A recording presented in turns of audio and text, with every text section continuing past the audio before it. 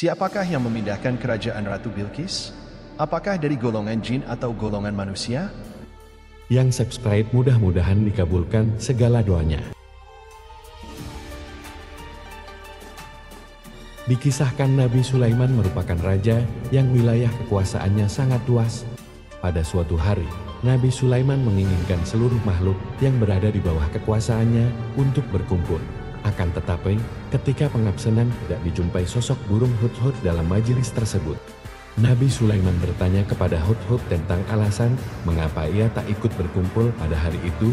Burung Hudhud pun menceritakan bahwa ketika seluruh makhluk berkumpul, ia sedang berpatroli menuju arah Yaman, tepatnya daerah Sabah. Ketika sampai di tempat tersebut, ia menjumpai suatu kerajaan besar yang dipimpin oleh seorang wanita.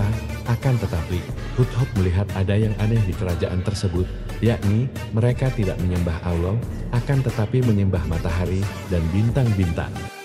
Mendengar cerita Hudhud, Nabi Sulaiman tertarik untuk mencari tahu lebih dalam mengenai siapakah ratu dari kerajaan tersebut.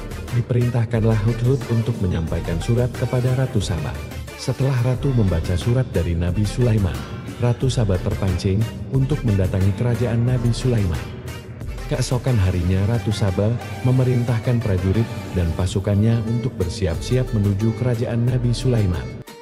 Mendapat kabar bahwa Ratu Sabah yang bernama Bilqis tersebut hendak menuju kerajaan Nabi Sulaiman, beliau mengadakan sayembara bagi siapapun yang dapat memindahkan kerajaan Ratu Bilqis ke hadapannya.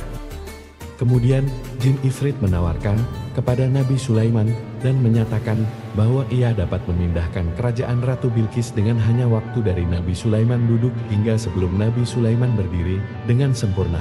Ia menawarkan kemampuannya dengan menyombongkan diri bahwa ia kuat dan dapat dipercaya. Tak lama setelahnya, datanglah seorang pemuda bernama Asif bin Barhia menawarkan waktu yang lebih cepat untuk memindahkan kerajaan Ratu Bilqis tersebut kepada Nabi Sulaiman.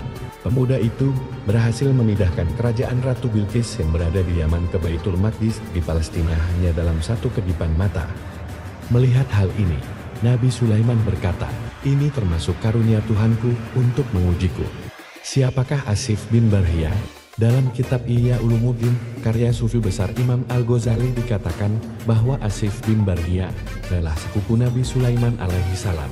Dan ada juga yang bilang bahwa dia adalah juru tulis Nabi Sulaiman alaihi salam. Asif ini dahulunya adalah seorang pemboros, sering melakukan maksiat, namun kemudian dia bertobat.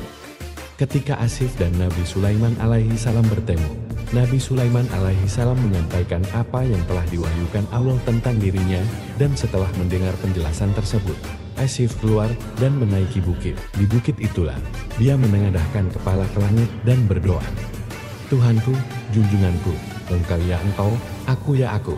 Bagaimana aku akan bertobat, sedangkan engkau tidak menerima tobatku? Bagaimana aku akan minta perlindungan dari dosa sedangkan engkau tidak menjagaku? Aku pasti kembali." Demikianlah akhirnya Asif ini meminta pertolongan Allah Subhanahu wa Ta'ala, sehingga dirinya berubah drastis dari seorang yang selalu melakukan maksiat menjadi orang yang patuh kepada perintah Allah Subhanahu wa Ta'ala. Dialah Asif bin Barhia, seorang manusia yang diberi karomah oleh Allah Subhanahu wa Ta'ala karena tobat dan doanya. Dia selalu menjaga wudhu, seorang yang jujur dan mengetahui. Kisah ini diceritakan dalam Al-Quran Surat An-Naml ayat 38.